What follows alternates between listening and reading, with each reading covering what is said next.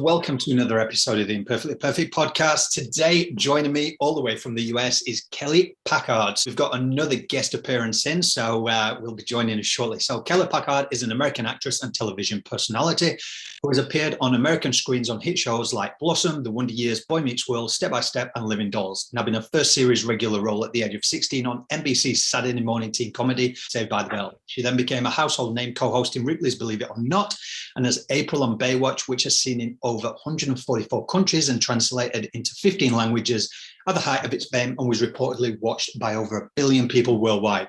Joining Kelly today is her husband, Darren, within the medical profession as an emergency medicine physician. So firstly, welcome to the show, guys.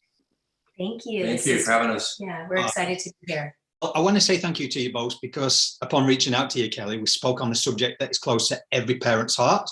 And that's obviously teen suicide and what everyone's going through at the moment. So I just want to say as a caution, trigger warning, some people might find parts of the content confronting or distressing, but in December 2019, the outbreak of the coronavirus spread across the world within a short time, within the whole World Health Organization declaring a pandemic. What's it been like in the US as firstly parents, and then Darren, what have the numbers and cases been like in terms of our youth?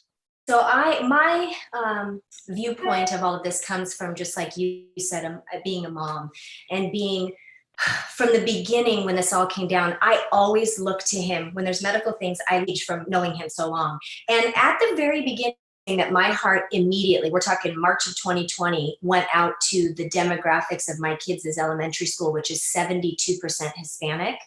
And I just knew that those kids didn't have the luxury that my kids had in terms of having a parent at home, having the access to internet, all the things that my kids had. I knew 72% of our elementary school didn't have that. And it broke my heart. And then I immediately went to, oh my goodness, what's going to happen to these kids, right? So then cut to, it was pretty early on that he started seeing at work the mental health come in of these kids that were at home and locked down and didn't have access and didn't have parents. And it was all very quickly. And so my heart just broke for all those kids. And it was almost from the beginning. And now it's just exacerbated. Now it's to the point where I'm mad. About yourself, Darren, from a medical point of view, are we seeing like the increase in terms of our kids suffering not just from COVID, but prior? Has there been a major increase, like say just prior to the pandemic starting? Well, I mean, there's no doubt that mental illness has always been a serious issue, a serious medical issue.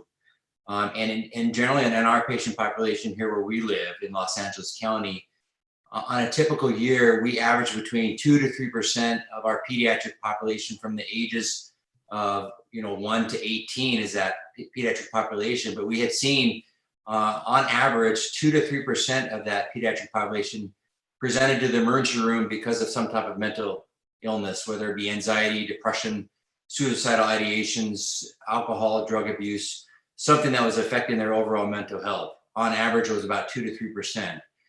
In this past year, because of the lockdown, that increased to 13%. And so I think what Kelly was talking about earlier, that was our biggest frustration, that nobody was talking about the crisis. Everybody was so focused on COVID. And when you look at public health, I mean, you have to look at the total portion of public health. We were just looking at a very small sliver of that. And we put blinders up to everything else. And we totally didn't really focus in on what was going on with our children. And of course, with adults, I mean, obviously there's been a huge population in depression and anxiety.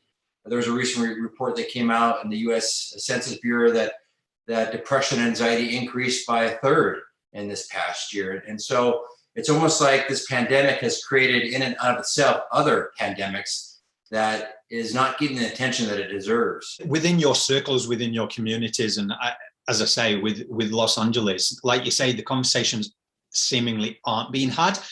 How did it affect you? Because I know you mentioned, Kelly, prior to coming on the show, that it did affect your son not being with his friends and homeschooling. So how did it affect, and how did you bring up those hard conversations within the home yourself? Yeah, it affected all of our kids in different ways, but I noticed it mostly in my son. And I was like, what's wrong with you? But then I realized that prior to March, when we locked down, he had school, all day, and then 6 days a week of baseball. And all of it was taken away at once. And so he was just trying to figure out himself, like, what do I do? What do I do with myself? I went from having a full day every day to nothing. And he, I don't think he likes me even saying that he was kind of spiraling in a depression mode, but he was. And I could see it as his mom. And so I would do whatever I could to get him perked up, either any deeper, any darker. And again, I was so grateful that I was home to witness that. We were fine. We've got this great home with 22 animals and room to spread out, and they have mom at home. And I just thought my kids were doing okay. But at the end of the day, my son was struggling, and I was like, why is he struggling? And I realized that everything he had done up until that moment, so 5 days of school, 6 days of baseball a week, it was all taken away at the same time. And so his identity was kind of wrapped up in that, not to mention he's a social kid, right? So he just got lost. And I watched him kind of spiraling into a depression, if you will. And I would do whatever I could to pull him out of it, even if it meant buying him a pair of shoes or whatever. And I was just so grateful that in that moment, I was home to witness that and watch that and be on top of it. Because unfortunately, that's not the case for most Americans. They have to work, and they can't be there with their kids 24/7. So I was grateful for that. If Kelly and I, being a physician and her being an actress, and we have resources available for our kids, yet to see them struggle despite everything that we had available for them, whether it be the internet or whether they had a laptop.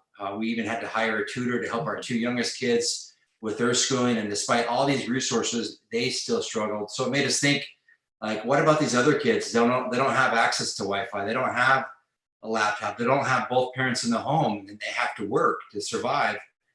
What's going on with these kids? And I think that's why we've seen such a huge increase in mental health among our pediatric population, because like Kelly said, a lot of their self-identity is wrapped up in their social interactions at school. Some of these kids, their escape from their environment is school, whether they have an alcoholic parent who might be abusive. And so their way to get away from that is to go to school, and then that was taken away from them. And it's just unfortunate that actually it was very disheartening to see our kids struggle and suffer as much as they did. And they need structure, they need a schedule, they need boundaries. And all of that was taken away from them. I suppose in yourself, Darren, you've got a profession that's obviously keeping you busy all the time, and Kelly yourself has as well. How has the impact of COVID and everything drawn out those conversations within the home?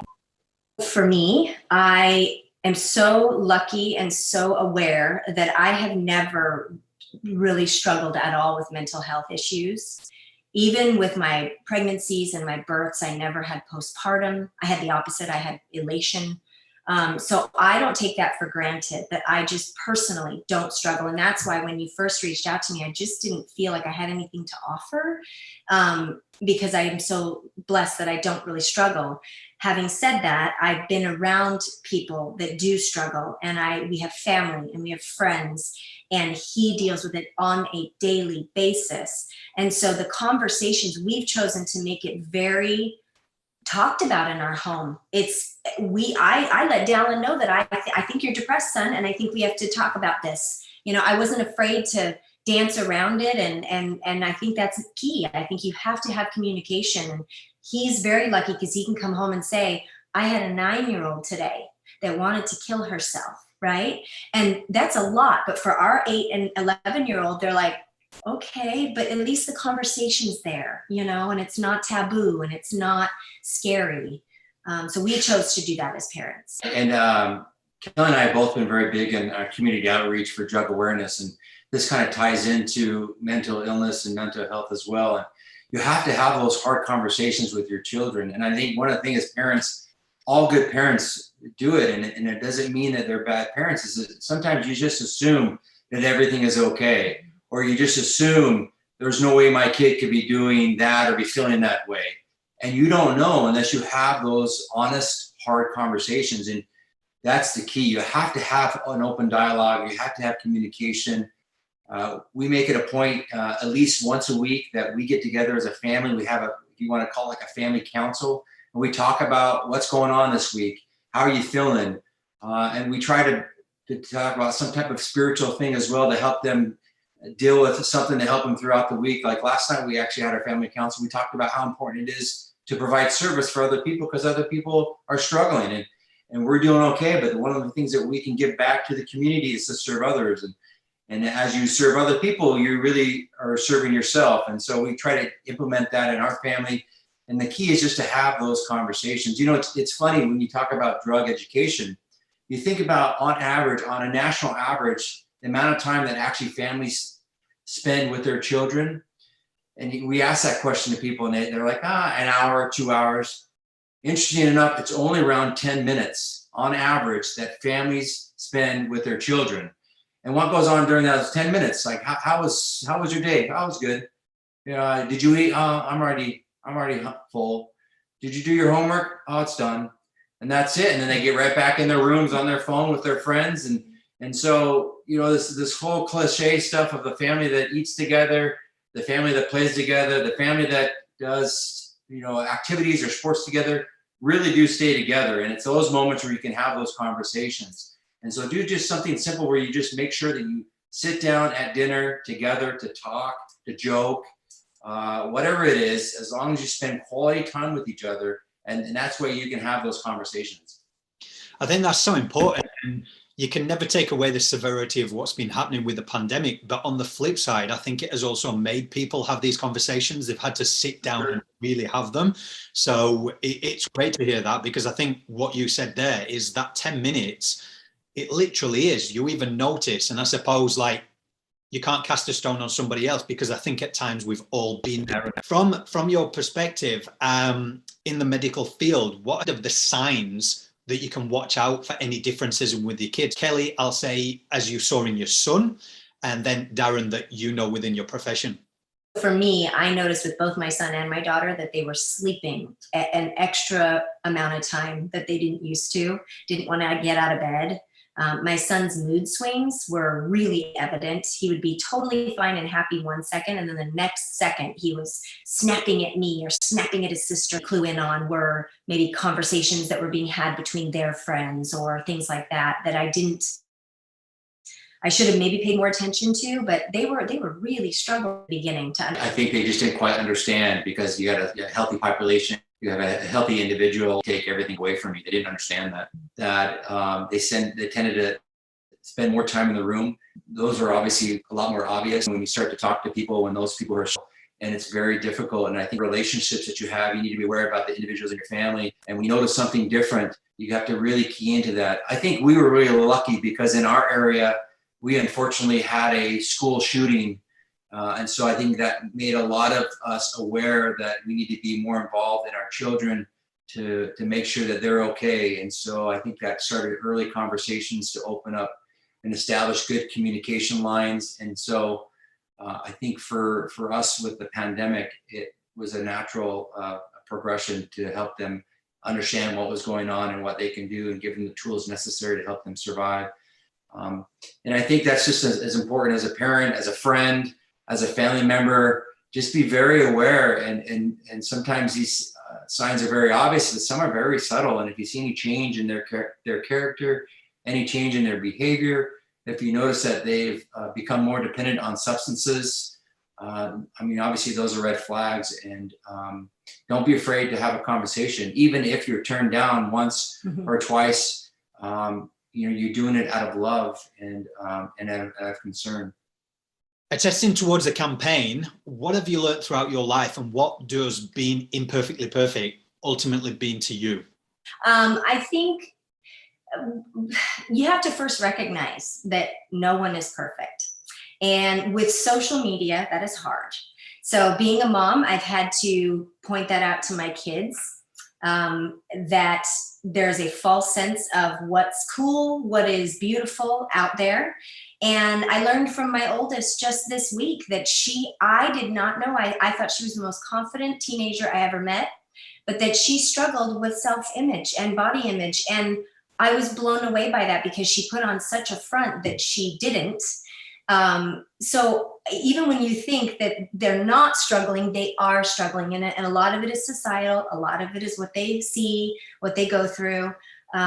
So we try to impress upon our kids that nobody's perfect. And even Kim Kardashian is not perfect.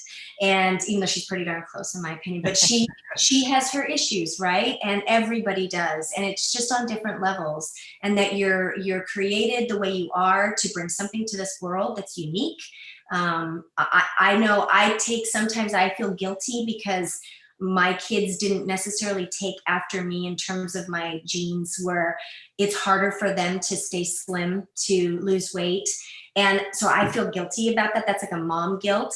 But all I can do is just love them and tell them that they're beautiful, they're perfect. I would give anything to have my daughter's butt, and all these things to make them try to feel a little better about themselves. And it's just being real, being real about it. I don't know how I can follow that up, but he basically said everything that I believe in too, is that we're not perfect and we have our own issues. And, it's okay not to be okay. Mm-hmm.